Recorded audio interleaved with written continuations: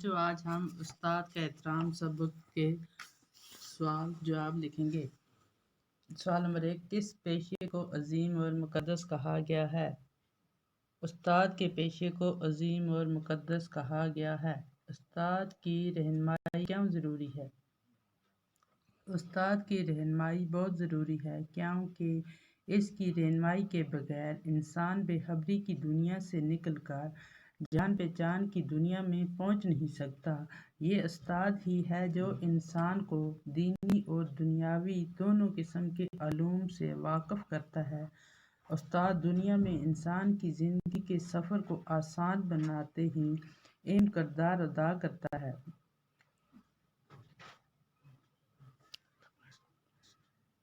استاد کو سمجھنے کے لیے شاگرد کو کیا کرنا چاہیے؟